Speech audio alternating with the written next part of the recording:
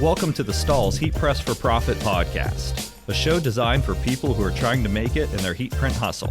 I'm your host, Josh Ellsworth, and we're excited to welcome Erich Campbell, a guru on all things embroidery.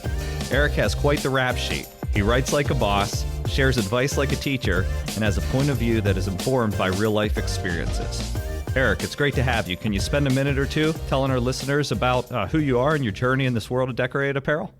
Absolutely. First, I have to thank you for that glowing review there. That was a really good intro. But yeah, people may know me from my writing, most likely. I write for several industry magazines, but the top ones are Printwear, which I do monthly, and Images magazine out in the UK, so both sides of the pond. But the reason why I get to do all that stuff is I was actually primarily a digitizer, but also an embroiderer for almost 20 years, starting out, honestly, while I was still getting my very unrelated college degree.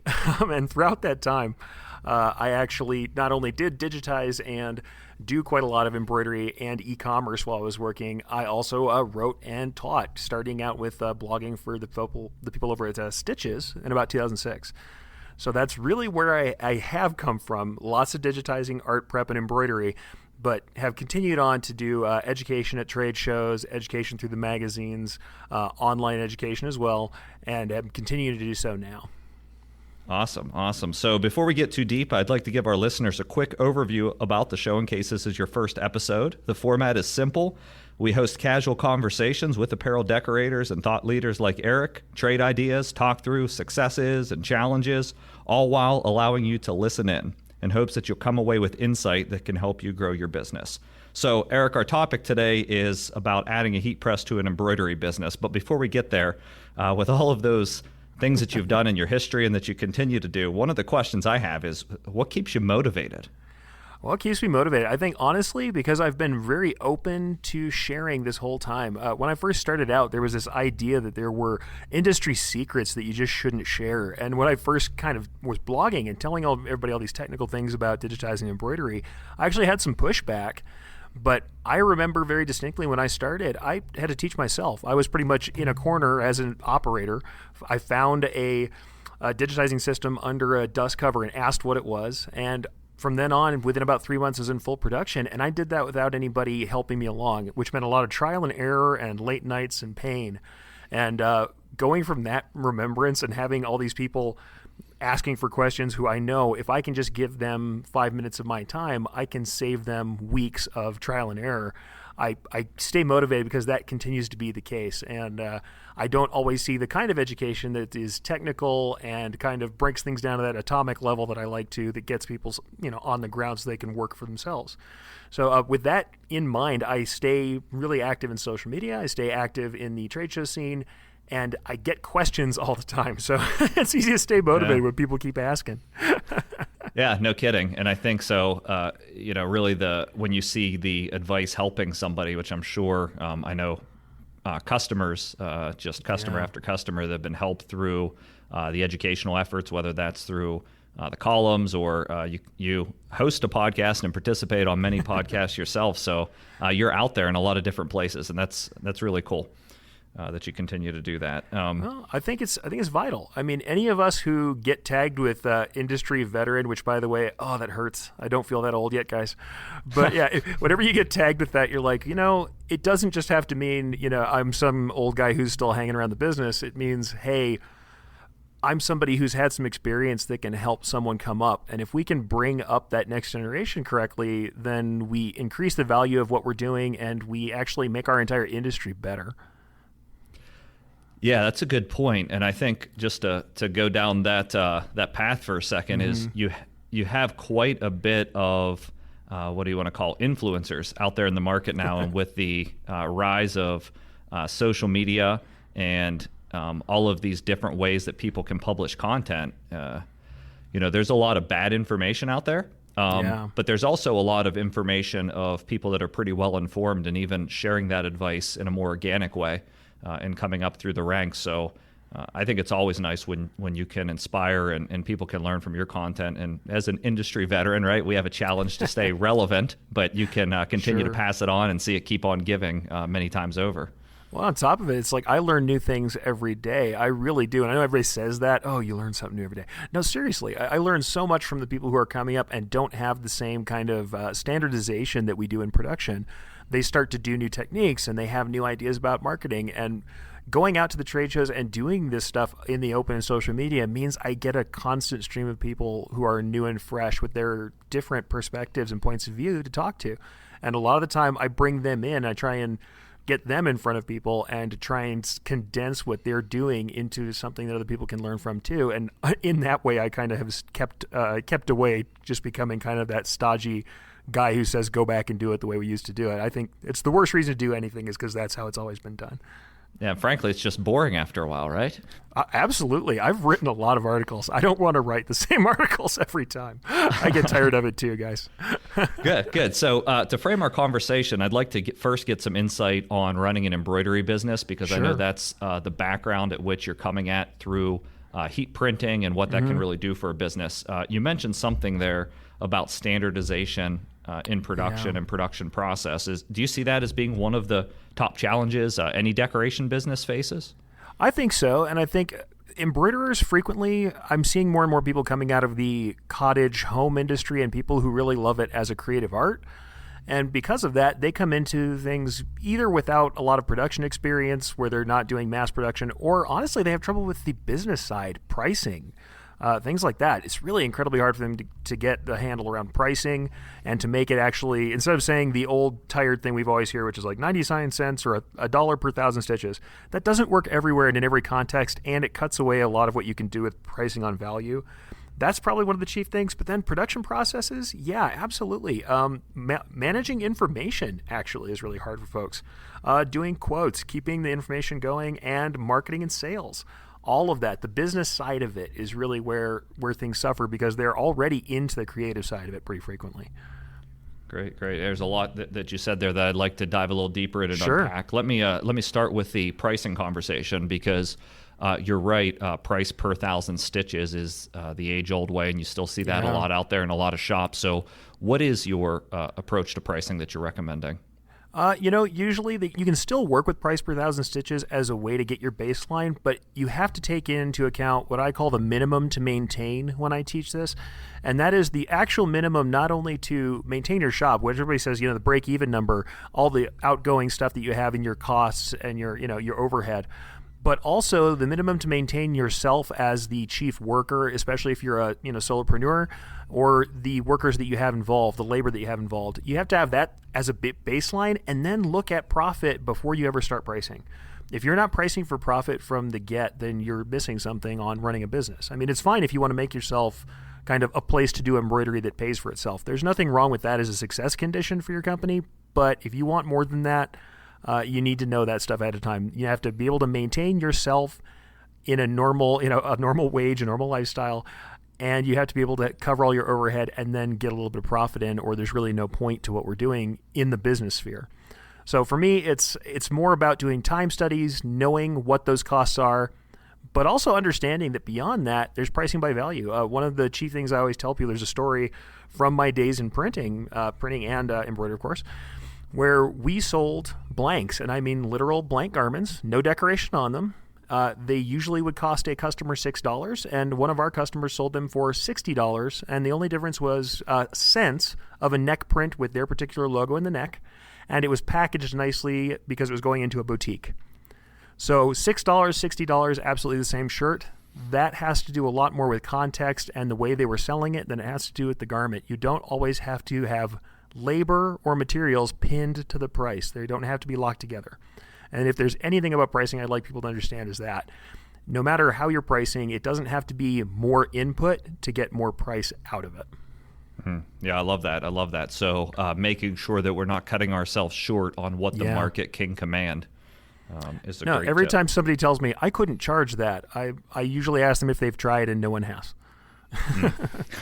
Well, you read all the studies, right? And you see whether that's in the state of the industry reports by any of the popular magazines that they publish out. One of the top challenges every year, usually ranks in the top 5, is price competitiveness. And, we just can't make enough money at this. So I think that being able to price at market value, and if you're struggling with price, to really challenge yourself on how am I creating unique value for my specific customer target. And clearly somebody that can sell a small logo on a blank packaged nicely for $60 has a brand that's connecting with the consumer that's willing to pay that. Well, and here's the other thing. As the decorator, it's totally fine if we set that experience for them and help them to do the sourcing to charge more than we would for a normal wholesale decoration job. Just because we're doing the same amount of printing as we would do for a normal wholesale job doesn't mean we have to charge the same to said boutique who's selling it for that price if we help them come up with the solution. The biggest thing we have to do is stop being a commodity t-shirt box, whether you're a heat printer, embroiderer, whatever you're doing. Don't be a commodity garment producer. Be a solutions person, someone who provides a solution and helps someone create an experience for their customers. Perfect. I love it.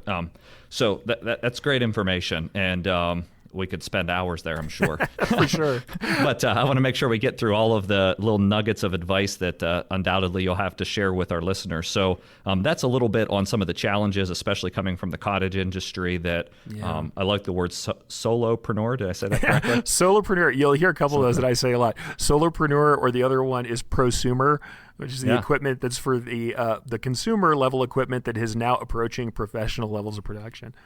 Yeah, we've been using the prosumer term a little bit as well because we see it a lot with vinyl cutters specifically, but I'm sure it's the same on the embroidery side of the business. Absolutely it is. It's anyone who hasn't woken up to the prosumer market, it's amazing if they haven't figured that out, and seeing the way people are packaging the supplies that we're used to getting and the equipment they're used to getting, those manufacturers already understand what's going on.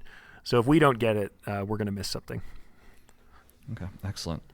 So pricing, one of the top challenges embroiderers have. I think something else that I've been harping on, and I think our previous two episodes with actual apparel decorators were opportunity costs and really valuing their time differently. Yeah.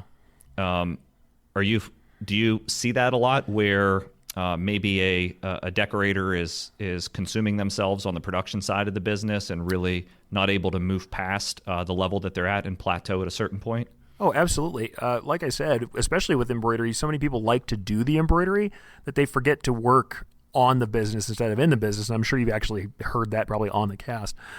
People say that all the time, but what it really means in this case is that people aren't marketing. They're not trying to sell. And frankly, there are times when it's time for a business owner, if they can have employees, to step out of production if the best place for them to be is in expanding the business, working on marketing, working on relationships. It doesn't mean that has to be the case. In fact, one of the things I've taught pretty frequently is that when you're looking for your first employee, if it really comes out that what you want to do with your time is the creative side of this thing and the production side of this thing, it's okay to partner with somebody else who wants to do the business and marketing. That's okay. If, as the person who started the business, you want someone else to come in and do that side, that's fine, but ignoring it is not okay. And so invariably, the opportunity cost is not just getting locked down in the production. It's that you forget that everything that brings jobs in has to keep going. The other thing that people do pretty frequently is pull back on marketing once they have some work. And that's just the worst thing you can do. Or when work slows down, the first cost they cut is marketing. And it's just the worst idea because that's where the work comes from. Yeah, makes sense. Okay, good. So speaking specifically about the opportunities that you think, just from a real tactical side, that a heat press delivers for a business that's been, I guess, solely focused on embroidery, what are those some of those low-hanging fruits that you see when that people should invest in a heat press? Well, I mean, the easiest one is when people just are looking for printing, because people forget that you don't have to be involved necessarily with having like a sublimation printer or any other sort of printer to get into printing, because so many people will produce the transfers for you. Either heat press transfers, classic plastisol screen print style transfers, or other people can do cutting for you and you can have things done. So you really only need the heat press to get into any sort of apparel and accessories printing as an embroiderer. Though I thoroughly think you should have a cutter. Let's just put it out there. I think that most embroiderers, you need to go ahead and get yourself a cutter, not only because you'll want to do heat press materials, but because you'll be using it for applique as well. Doing your own custom applique can be done with a standard cutter. Add to that the fact that you can do your own custom heat press stuff, and the cutter combination with the heat press is something that's unbeatable as a way to expand your business. Great. What are you seeing in the applique market? I mean, do you think that's a category that's still growing? I really do, honestly, because I think people are looking for things that look more complicated and multi-decoration processes. Some stuff that we did pretty early that I now see taking off in certain segments are sublimated applique, where you sublimate an image or an all-over print, and then you applique material down out of that. You cut out of that print. I'm seeing that pretty frequently. And also I'm just seeing different combinations of applique and heat press printing. You'll see people who will do jersey sets where you have applique numbers, but then they do heat press names, so there's not quite as much time spent in the personalization. And I think that combination is still pretty powerful. And frankly, having a heat press is great for embroidery for multiple reasons, including up to the point of literally using it on your embroidery. Some embroiderers really swear by setting their embroidery by heat pressing it. I think sometimes that's because they've got some overly dense embroidery in it. They're trying to flatten it out. But having a heat press for that is, honestly, even if you're buying applique pre-cut from someone just to do the really traditional, like we said, the sets for jerseys, things like that, having your own heat press, you can properly set those things, is important. You should do that with no other reason. You should do that anyway. The other stuff that you do see a lot of people getting into recently, and the funny thing is, I always thought this was a fad when I first started. I'm just going to go ahead and call myself out. Rhinestones. I thought that rhinestones would go away. I thought for a little while that it would just that the bling was gone. There would be no more shiny materials. And honestly, it hasn't gone away. And in certain segments, it is stronger than ever. So I see, rhinestones and metallic treatments, glitter flake. These things are still going on and are hard to achieve in other ways. It's hard to achieve the look of glitter flake or hollow or any of that stuff in any other way but using a heat press material. And combining that with embroidery for a multimedia look, or doing the standard, the rip away applique, where you can use heat press materials and do an easy no cut applique that doesn't require you to have a cutter. That stuff is only, I think, going to become more interesting as people want these retail styles that have kind of that multi-decoration look. Okay, great. And so just so we don't leave any of the listeners behind, because I know there's a lot of technical surely aspects to this, just like baseline definition for applique for somebody who may not really understand what that is. Do you have one of those that you use? Sure. Well, I can just kind of give a little definition for it. I mean, applique in general is just applying any sort of material to a garment in this case, and either stitching it down, heat pressing it down, and using that as part of the decoration. Traditionally with embroidery, you're going to have something like a cut twill. That's the real classic you see on like a jersey. You'll have a cut twill number or a logo or a shape, and you will stitch a placement line down, place that on the material, and then stitch some sort of covering stitch around the edge. And usually you'll use a heat press, of course, to seal that down. It often has a heat seal adhesive behind it. So that's the classic applique we know. But then when you go on to, I talked about, the rip-away applique. That's where you take something like a heat press material, say, people always say, heat transfer vinyl, but whatever sort of heat press material it is, I like glitter flake is great for this. And you actually put your placement stitch down that defines the area of your decoration. Then you can lay an entire sheet uncut of that material down over the placement stitch area, and you stitch down, say, a satin stitch border around it. Nice shiny satin stitches, tight stitches if you don't know embroidery very well. And when you do that, you can actually tear away the excess material and heat press that down so it looks like a pre-cut classic applique, but it's a lot easier and a lot faster than the old school twill. Good. Yeah, that's we've seen that be an effective way, especially for decorators with a vinyl cutter. They order one inventory of a glitter material or whatever the heat transfer vinyl type is, and be able to just strip it from its carrier to do that rip away process. So. Oh yeah, they do the rip-away process very easily on the embroidery side, and then if they have the cutter, they can then, like I said before, you can do a pre-cut heat seal only process for other sorts of personalization that doesn't have the embroidery, and that actually increases the look without having as much decoration time. And the other thing I've actually seen recently also is the use of flock materials for heat press. Same kind of thing, getting a little bit of texture without having to use all of the time that's spent in embroidery. Yeah, and we're really seeing that on this side as well as just a resurgence of materials like flock for the texture element. And I think we're seeing that in general with the applique and also the patch business. And I know you talk a lot about patches in the articles you write. So what are some of the opportunities for patches that you see out there for heat printing? Well, there's a ton of opportunities for patches. Honestly, the one great thing about a patch is you've got a decoration that is a non-sized item that can be sold to anybody. And at this point, patches have become almost a visual style. Patch hats are really big right now.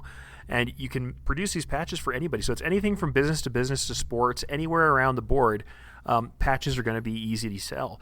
And really what I did with it, funny enough, I did a lot of costuming. Out here in New Mexico, we had quite a lot of filming going on. So if you saw stuff on like Better Call Saul for the first couple seasons, just about anything embroidered on that, any of those patches I made.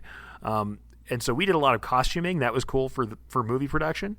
But that's just the tip of the iceberg. We did tons of stuff for martial arts, for honestly, did a lot of stuff for hospitals, did stuff for, funny enough, paintball leagues. No matter what it is, a patch can be used as part of your decoration strategy. So it's hard to even tie it down. Mm-hmm. I mean, the classic stuff, certainly. We did a lot of soccer jersey patches and crests, things like that. And certainly law enforcement, always. Paramedics, always. Those are the classic uses that you're always going to see. But at this point, the classic look of patches as an embroidery vehicle has become this visual style and this shorthand, especially on hats, that is incredibly popular and has not been going away.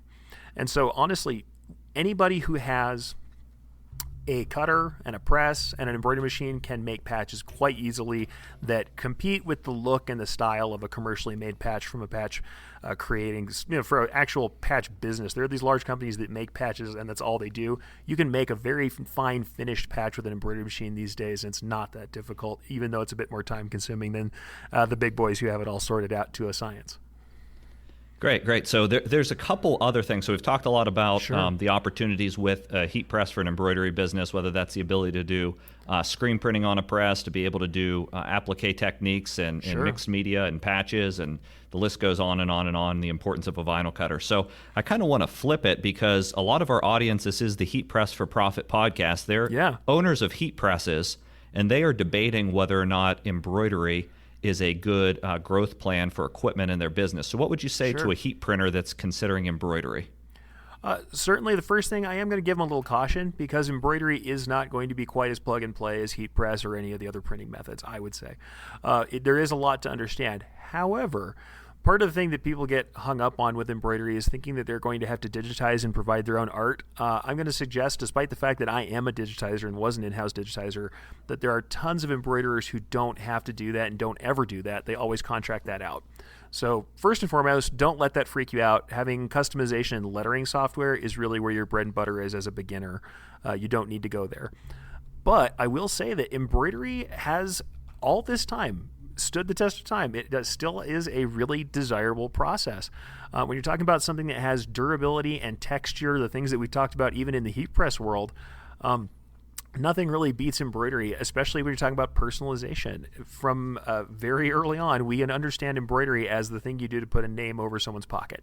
And that is still a market that keeps growing, personalization. And funny enough, as we've seen printers get into digital printing, they talk about how well they can personalize, and certainly heat press people jump in and personalize a lot. But embroidery has been doing it since the beginning of decorated apparel. And single head embroidery is just a really easy way to get into that. And once again, we talked about patches on hats. On a hat, though, heat pressing on hats can look pretty great. The classic decoration style for hats is always going to be embroidery.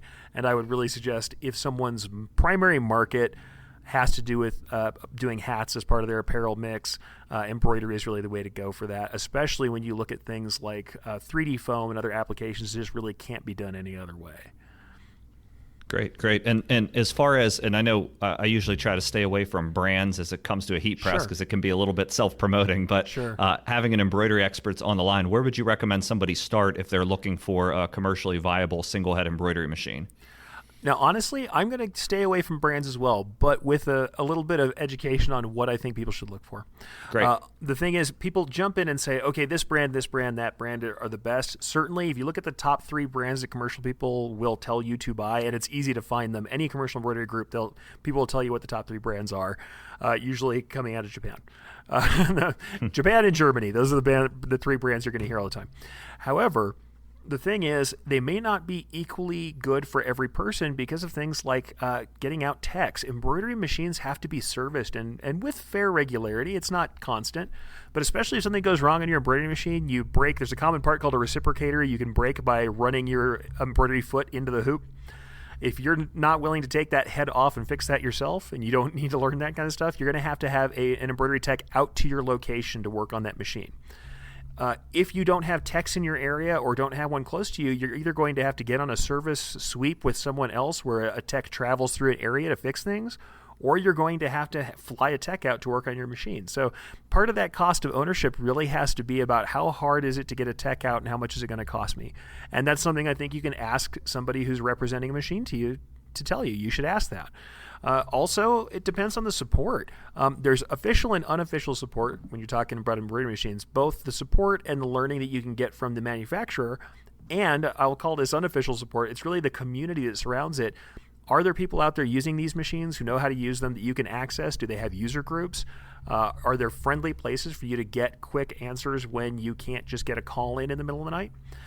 You'll find that on some of these brands that, there are great groups full of people who are using these in the field who can sometimes give you answers that maybe even the techs and the people behind the desk selling can't.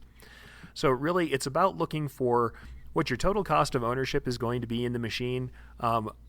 Also, if you're looking used, are parts available? Is this machine still current? What does that mean? Because a lot of people will go for deals on a used machine and end up where they actually don't have available parts or they have a discontinued machine. And what is it going to take to have somebody out to fix it when that comes, or to do the regular maintenance that it requires? Some of this stuff, the machines aren't really like your coffee maker. You don't toss one out when something goes wrong. They need to be repaired, and they cost enough that they should be repaired. So I really encourage people to look at that total cost of ownership. And then honestly, the other thing that we're seeing, since we talked about prosumers and kind of when we were talking about that earlier, there are people who are using machines that are classically from kind of home embroidery brands. And though some of us in the commercial world can kind of look at that and say, oh, yeah, well, get a real commercial machine, don't be a scrub, get something that's a real tool. A lot of these people are doing that because they can take that machine in, they can drive that thing over to their local sewing shop and have it sent in for a tech to work on it on their end. And that's something that may be covered in a way that we don't get on our commercial side. Or there are some automated tools that a commercial embroidery machine doesn't have. Things like knowledge of what the hoop is, or placement or alignment that are done by the computer on board. So when somebody's using one of those machines, I don't immediately discount them having a commercial business. And in fact, some of those lighter machines are really great for doing things like event or experience marketing, when you go and put names on something, put small designs on something live for an event, for a company, for honestly, even in the retail space, you can do monogramming and name drops live and make quite a lot of money. And some people actually favor those prosumer level machines because they're easier to transfer. Yeah, it's really amazing the opportunities for creating experiences live or in store or in an event. Oh, yeah. Regardless of the print technology, that just seems to be something that retail brands are after, creating experiences. You mentioned it a little bit earlier, so sure. I think it's a great opportunity, especially when you're selling some of these accounts, is tying that in to the total offer to drive some loyalty from the customer. Oh, and I think, honestly, great combination of heat press and embroidery. In the live space or doing event work where you're doing live decorating, there's nothing like having the heat pressed for very quick printing, to have things done immediately, to have things done on lighter materials, and having the embroidery machine running. And honestly, the look of a machine running a design brings people in. And it's just an awesome way to combine those two. Yeah, I was walking down Fifth Avenue. I had a meeting in New York City, and it just completely grabbed my attention that there is actually heat press equipment not only in the stores, but in front windows facing the front, the main walk on Fifth Avenue, like primetime real estate, whether it's heat press. And I saw some live embroidery experiences like in the Levi's store. So tons of things happening in that space. I saw that just this morning going through Instagram, and I think it was Lion Brothers who was running the Harley Museum, and they're doing the same thing. People are selecting their stuff and customizing it in the Harley Museum, and the whole embroidery experience is part of it. Yeah, that's great to see. Yeah, it really is. So let's talk about assuming that a heat printer jumps into embroidery, or an embroiderer jumps into heat printing, and I have the equipment and I can understand what it'll do, and I have them both, and I want to take it to the next level. What opportunities, you talked a little bit about sublimated applique and rip away applique, but what other opportunities have you seen for mixing the technologies? Well, honestly, there's numerous opportunities. One of the things that's great about adding heat printing, especially if you do like cap heat printing, I really love to see people doing different kind of positions and placements that you don't usually see. Embroidery, one thing that we can't do is on a finished garment for hats, we can't do anything on the bill. And heat pressing on the bill and adding that to embroidered crown is just a golden opportunity, because you can have the front, sides, and back embroidered and then have the bill or the underbill decorated with heat press. It makes that hat into a completely retail looking piece. And I think there's things like that all over the place. Honestly, the other option is when we're dealing with garments that aren't great for embroidery. As embroiderers, sometimes heat print is the best way to add when you're talking about a mix or a package. Let's say we have like something for a sports team where there's some, really thin, gauzy kind of athletic material, but we also have hats or outerwear that's embroidered. You might want to heat press that gauzy material that's hard to embroider, that's difficult to run with that, or that affects the hand of that material, while you do embroider on all the outerwear and all the tougher goods. I mean, honestly, it's not just combining things as multimedia in the design, it's also thinking about the entire solution for the customer as a package. If you have the ability to do all of the above, that means you can print on things that you usually can't embroider. Or the one thing I see all the time is there's weatherproof things, or there are like lunch boxes, things where it's insulated, where embroidery would compromise the actual function of the item itself. You can use a heat press to either apply a patch with heat press adhesives, or you can do heat printing on those items and keep those sound while you're still doing embroidery for the rest of your work. So I think, honestly, those are the less sexy versions of this whole multimedia mixture, is saying, here's the things that actually makes more sense for one or the other, but as a package that you can offer as a solution. Other than that, I mean, immediately when you're talking about the cool creative stuff, I always love sublimation on embroidery. People don't understand that you're sublimating polyester. That's what takes sublimation. If you have either a dark garment and light polyester thread, or a garment that doesn't take the inks or the dyes to some degree, you can go ahead and press a pattern or an image onto the embroidery itself. It's something I've seen done quite a lot, actually in concert with 3D foam on hats. You'll use white embroidery thread and then print an all-over print that would be almost impossible to embroider on top of that thread after the fact. And it's one of just the coolest things. It really has a knockdown effect when you see someone, when you see one of these pieces, people look at them, they just don't understand how it's embroidered, and really it's because we're dyeing the thread post-embroidery, and it's just incredible the effects you can achieve. That is incredible. So I want to unpack both of those a little more. So the real practical side of it is completing the package with heat printing and embroidery, and kind of pairing them with items to increase the total offer and the total sale, which is a phenomenal use, very practical.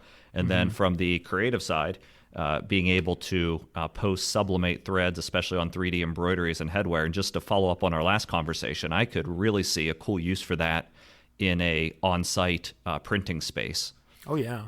Where you could 3D embroider the headwear in white, and then be able to add different patterns or textures on top of it with sublimation on the spot. That would be kind of cool. Well, not to mention, if depending on how you're doing it, we all know that sublimators really partner a lot with people who are doing photography. You can imagine even putting, live photographs, stuff from people's phones, depending on the way that you have your setup done and the technology that's behind it. Anything is available for sublimation. So once we have, like you said, you have that white embroidery on something, say you have a nice big slab of text on that 3D foam hat, you could very easily throw any image that there is that's compatible, sized right, onto that space. I mean, that's really something awesome. Plus, it also means that you can have multiple versions of a piece without that being part of the embroidery and digitizing chain. So once the thing is digitized, you can still then change the look of it quite easily. And the other thing that combines well, and people are kind of surprised by, is I used to do a lot more of this myself, honestly, than I see done right now. And that was adding the rhinestones directly to embroidery as well. They will stick to actual embroidery on the embroidered portion. If they are pressed correctly, especially on fill stitches, you can actually throw rhinestone decoration directly onto it.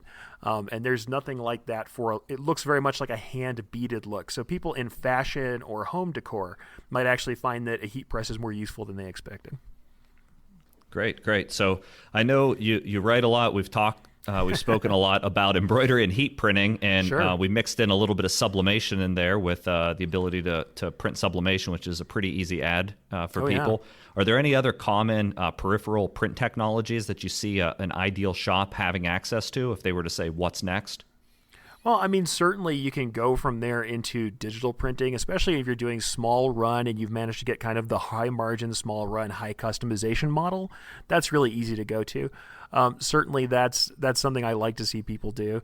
Other than that, it just depends on what kind of market you have. I think part of the problem is that we fall in love with the technologies before we have the market. Since we talked earlier about trying to work on your business as well as in it, I'd like to encourage everybody to think about who their customer is and what they need before they think about what a cool item is to have in the shop. I know. I mean, I'm a guy who likes to do the digitizing myself, even when I know it's not cost effective, because I like the creativity. But I also understand that just having new equipment isn't always the most useful. One thing I do see people doing more and more in the larger shops is bringing in laser. Laser bridge or laser cutting to do the applique on garment is also pretty interesting too. I still think having a heat press around is good for final sealing of everything, but being able to do that on the machine so it's a one-step process, that's great for the effectiveness of the production chain, really. It doesn't add more necessarily always to the abilities you have, but it's something that does make things quite a bit easier.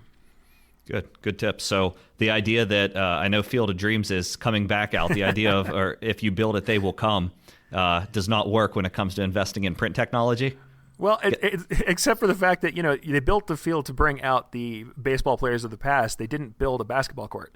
And that's the thing that I keep seeing people do. They're like, man, I really love, this kind of process.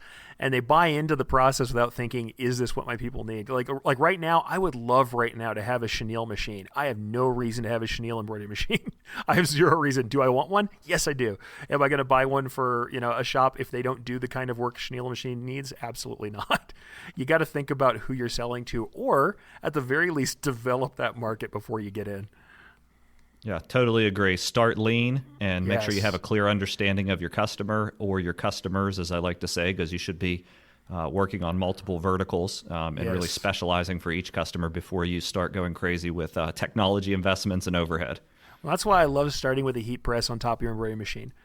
The heat press is the gateway that allows you to get to, all the sorts of printed transfers, the sublimation, the rhinestones, everything we've talked about, all of that starts with that heat press, right from the base applique you can do to the most intense multimedia thing you can imagine. The heat press is going to be the easiest way to jump in because you can always have somebody else do the rest of the work for the transfer. But that last portion where you want to do the decoration, the heat press is the gate. So invariably, that's why I kind of recommend it to the embroidery world. And I would say for everybody who is in the heat press world and they want to get into embroidery, get out there and talk to embroiderers first, see if you can see a machine and get your hands on one. People like me who are at the trade shows would love to take you through it. It really can expand your field to have both printing and embroidery together. Great. All right, we're coming up on our time here. Is there any? I always like to do a final thoughts section in case we missed anything, or even give this as an opportunity for you to present a question to me, maybe about the Stahls business or just the business in general. Any questions for me that you'd like me to cover? Actually, I would. When you guys talk to embroiderers, what do you find is their hardest part of getting into heat printing technically and kind of in the business world? What do they ask you the most? Like, where's their first stop with you? I think a couple things. One of the biggest challenges historically to being able to get an embroiderer over the hump and want to invest in heat printing has been just the perception of the result, right? And I think that's formed sometimes incorrectly or sometimes correctly, but just based on the way things were. And sometimes that's hard for us to overcome, especially when we're dealing with more legacy embroidery businesses that have been around for some time.